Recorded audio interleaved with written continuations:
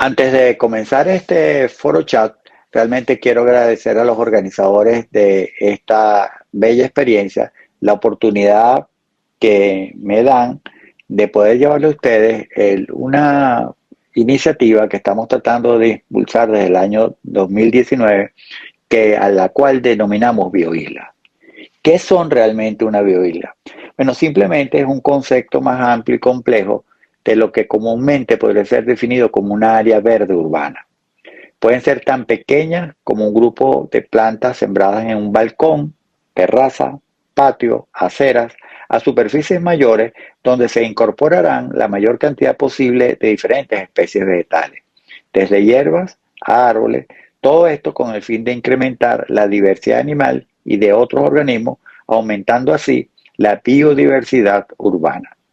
En su desarrollo podemos incluir también tratar de desarrollar ecosistemas no presentes en esas áreas como pequeñas lagunas y charcos, lo que nos darían a nosotros la oportunidad de ofrecer estos microecosistemas para la incorporación progresiva de un grupo de especies, tanto animales como vegetales, que podrían aumentar y beneficiar de manera definitiva la biodiversidad urbana presente en un determinado lugar.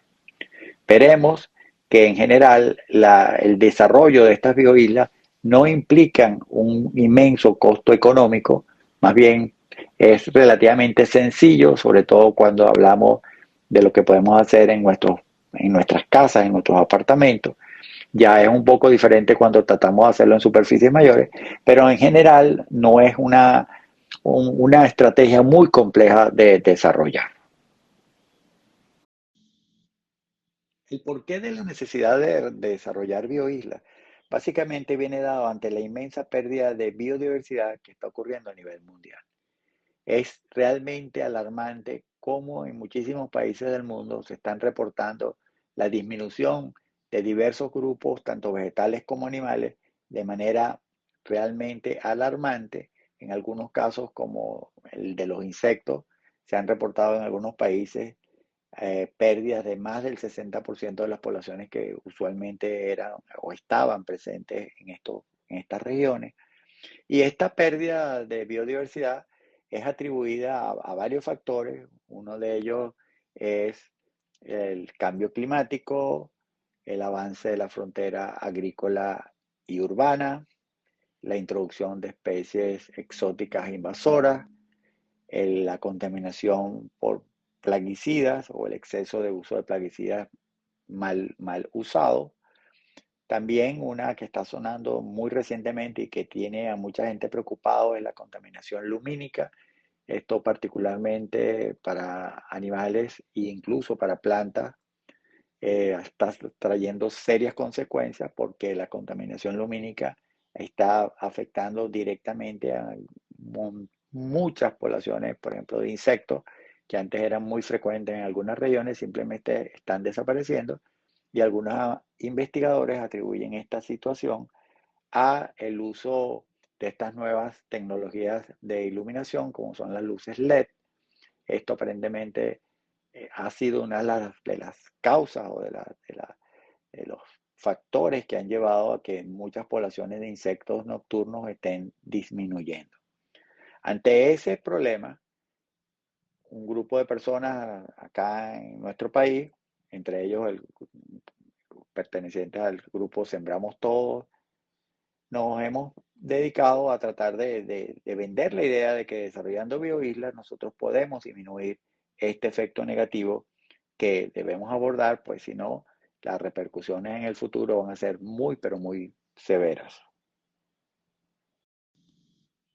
Cuando uno analiza la diversidad vegetal presente en los ecosistemas urbanos, uno claramente nota que está conformada por relativamente un poco número de especies y muchas de ellas están centradas en árboles, ¿no?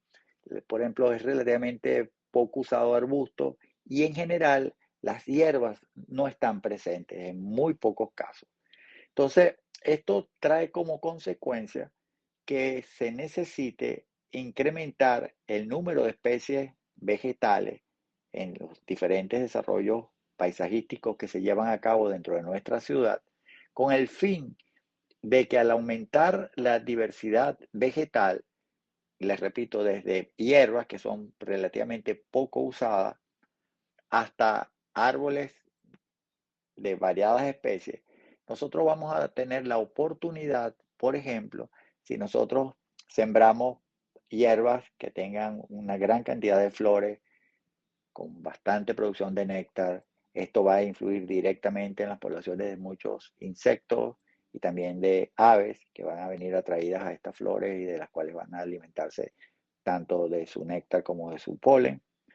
Esto va a traer también la posibilidad de desarrollar microambientes. Si ustedes combinan árboles y arbustos con hierbas, estas zonas donde está la hierba no es exactamente lo mismo como si tuviéramos un árbol, simplemente un árbol sembrado y abajo completamente limpio o en la mayoría de los casos con algún tipo de grama, que también es una estructura vegetal muy uniforme.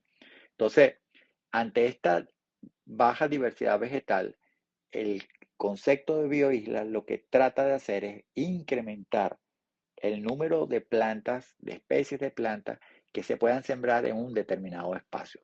Al nosotros lograr esto, nosotros vamos a obtener áreas mucho más ricas en diversidad de otros grupos.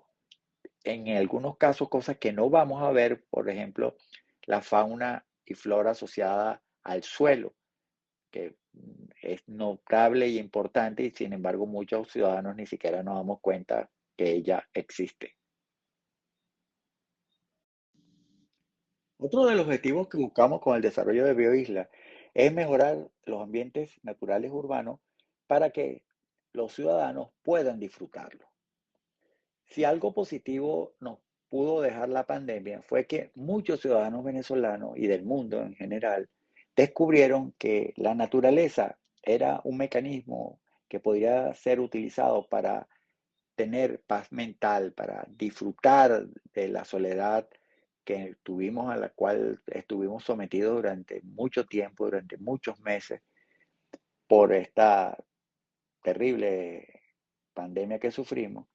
Y fue cuando, por ejemplo, un ciudadano se asomaba por una ventana y descubría que en ese árbol de mango que tenía casi pegado en su ventana, había una gran cantidad de ardillas, habían iguanas, habían rabipelados, llegaban guacharacas, cosa que antes jamás lo había notado. Entonces, esta situación, esta observación de naturaleza, si uno la maneja adecuadamente, se puede convertir, como ocurre en muchas partes del mundo, en un mecanismo de relajación.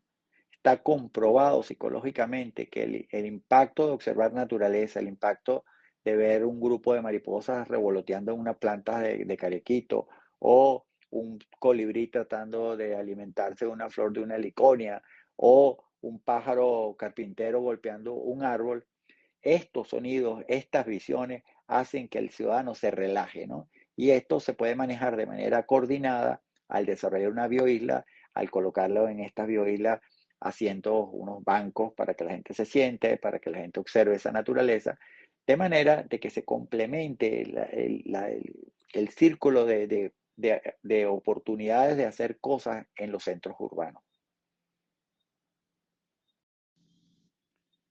Cuando empezamos a desarrollar una bioisla, lo primero que tenemos que tener en mente es qué tipo de plantas vamos a incluir en su desarrollo. Esto es clave, ya que el concepto en sí se basa en aumentando la diversidad de plantas, nosotros vamos a lograr un aumento general de la biodiversidad de la región en donde sembremos dichas plantas. Entonces, una de las primeras preguntas que uno se hace es, ¿solamente vamos a utilizar especies autóctonas? ¿Será que utilizaremos algunas especies introducidas?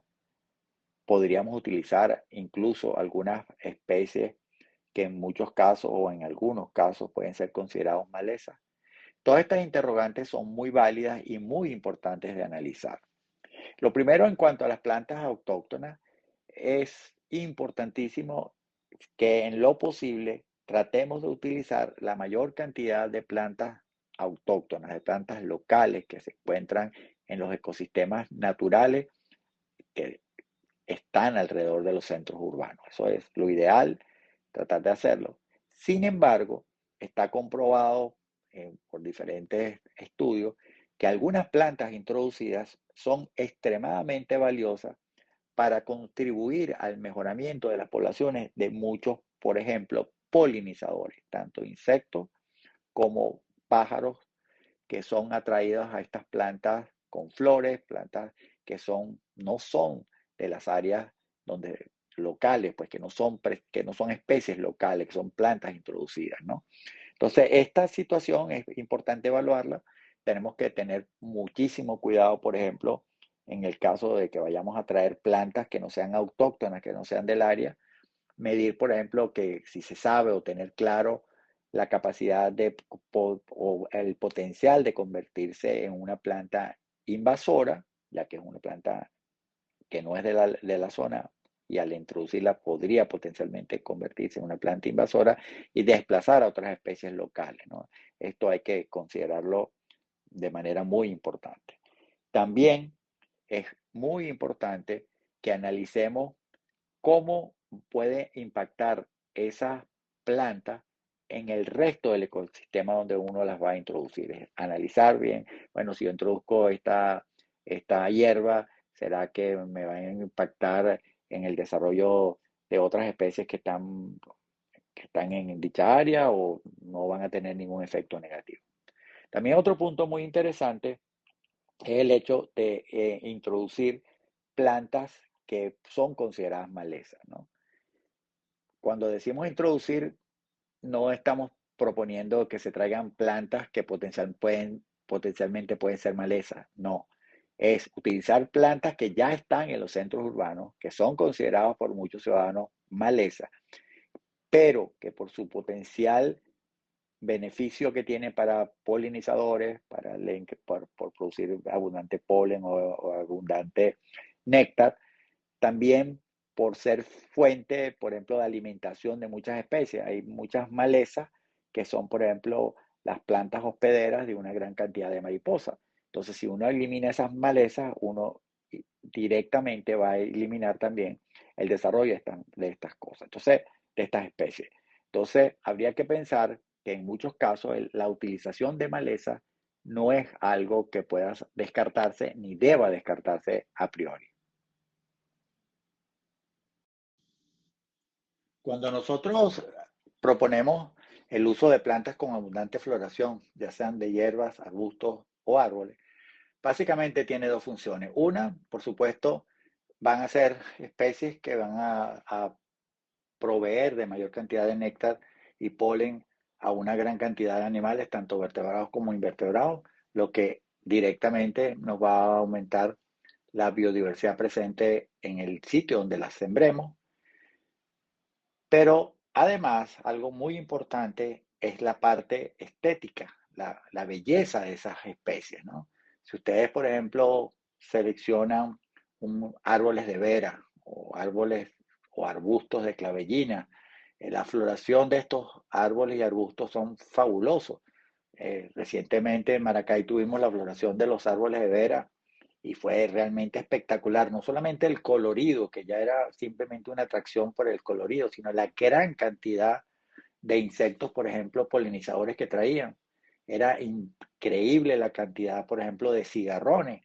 Y aquí es una relación interesante que uno nota porque, como ustedes saben, los cigarrones son importantes polinizadores, por ejemplo, de parchitas. Sin embargo, cuando no tienen parchitas o cuando no hay parchitas cerca de las áreas donde ellos están viviendo, pues utilizan otros recursos y en este caso, que lo pudimos observar en muchísimas ocasiones, eran las flores de vera, estas flores amarillas hermosas.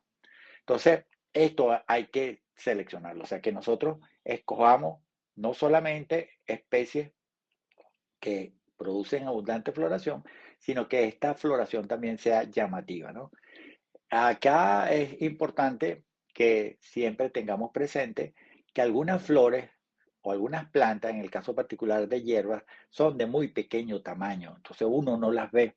Si ustedes, por ejemplo, analizan con mucho cuidado algunas áreas de grama o de césped, ustedes van a notar unas pequeñas florecitas rosadas, que son unas pequeñas leguminosas, yo no conozco el género, pero sé que son leguminosas.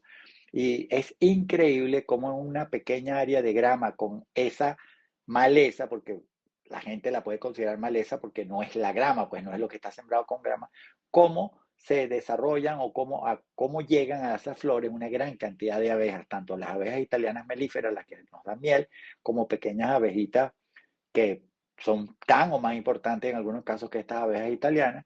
Sin embargo, llegan a esa planta, una planta prácticamente que pasa desapercibida, ¿no? Entonces es muy importante que siempre tengamos en cuenta que tenga muchas flores. Lo otro es que si tiene muchas flores, en la mayoría de las cosas también van a tener muchos frutos. Otro buen ejemplo son las plantas de lantana, de los cariaquitos.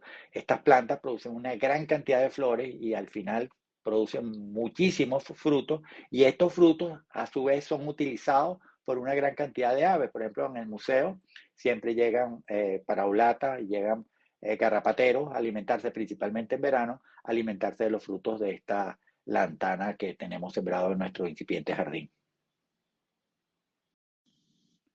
Una interesante pregunta que seguramente nos vamos a hacer es, ¿de dónde vamos a sacar esas plantas? El origen de esas plantas.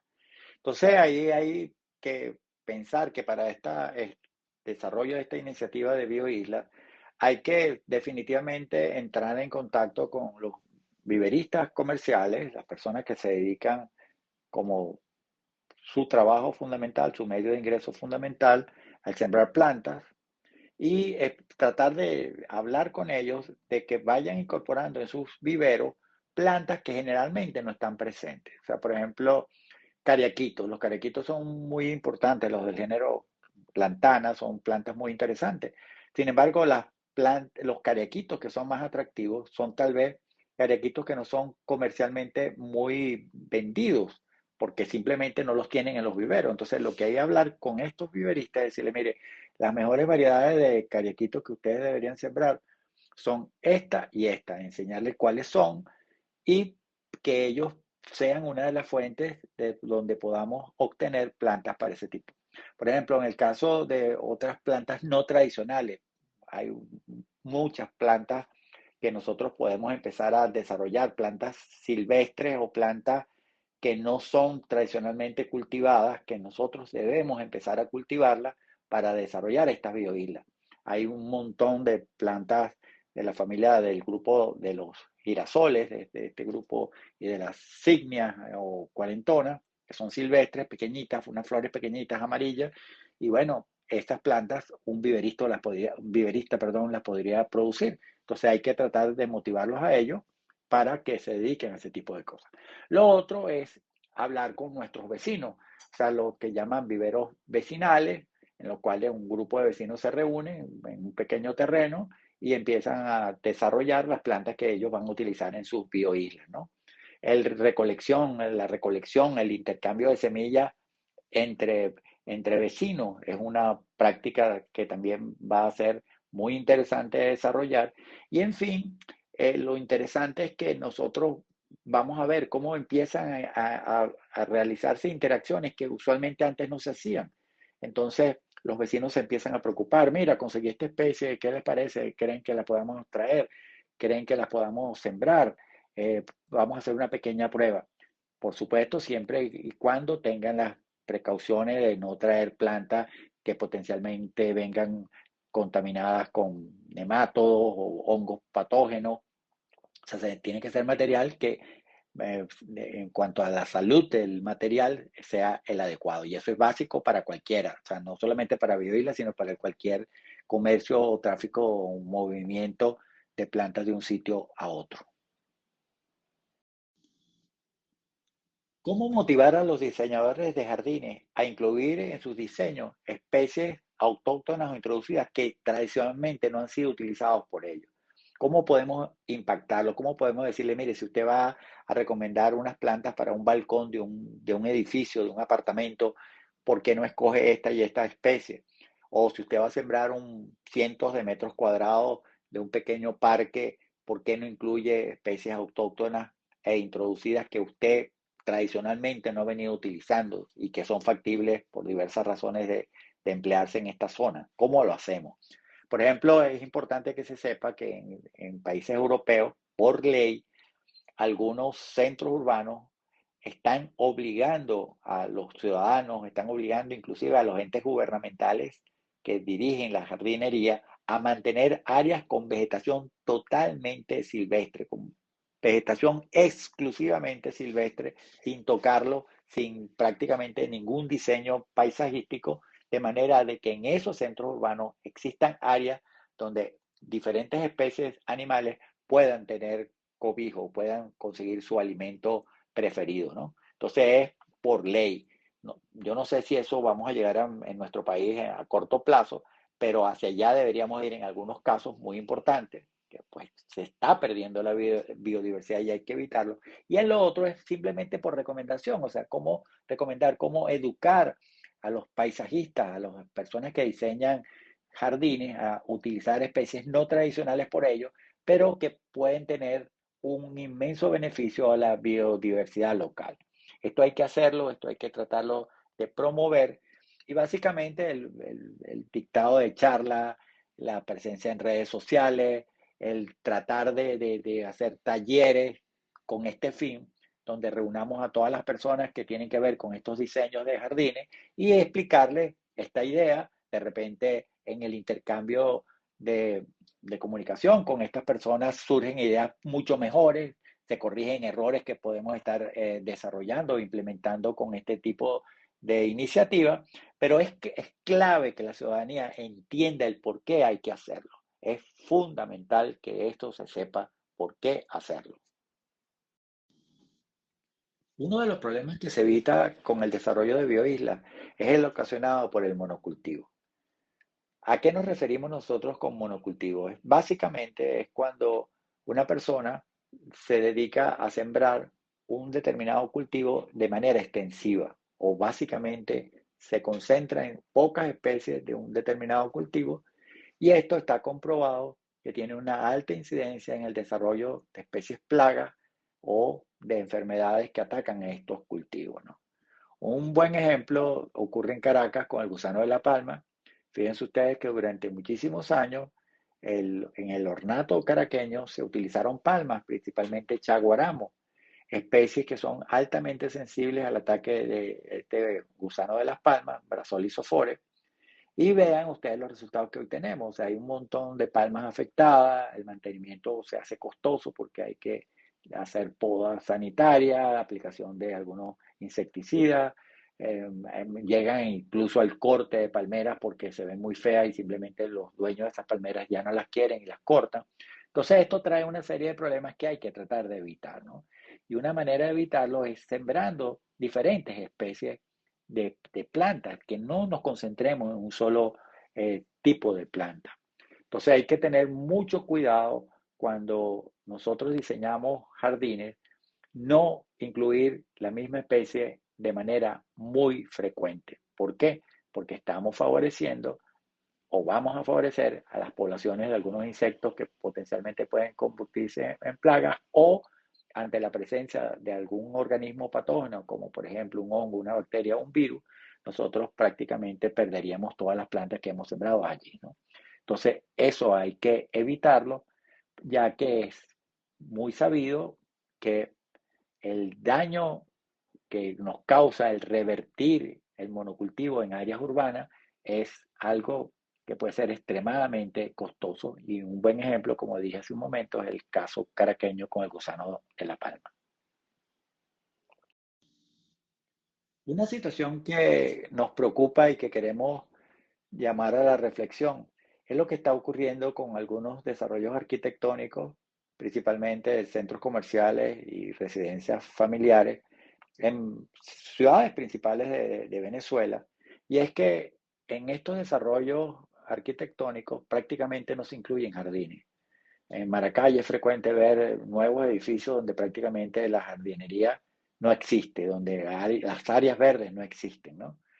Inclusive, y también sumamente preocupante, donde estas áreas verdes están siendo sustituidas por jardines de plantas plásticas, desde paredes verticales, de jardines verticales totalmente desarrollados con material plástico, a el uso de gramas artificiales, que si bien pueden tener una aplicabilidad en algunas ocasiones o en algunos, para algunas situaciones particulares como campos deportivos, donde se juega, por ejemplo, fútbol o cosas por el estilo, pero no como gramas para sustituir las gramas naturales, ¿no? Entonces, imagínense el impacto que está teniendo esto en lo que hemos venido conversando de la biodiversidad. O sea, estamos poniendo un mundo plástico al alcance de la biodiversidad que busca un mundo verde, un mundo natural, ¿no? Entonces, nosotros nos preocupa mucho esta situación y básicamente esto tiene que ser corregido, tiene que ser tocado en las escuelas de arquitectura de nuestro país, en los cursos de jardinería que se den en este país. O sea, si bien en algunos casos se podría utilizar para cosas muy puntuales, sustituir material vegetal por material plástico es realmente, como decimos algunos, contra natura, ¿no? Es algo que, bien, yo respeto a las personas que les guste las flores artificiales, pero no hay nada como una flor real.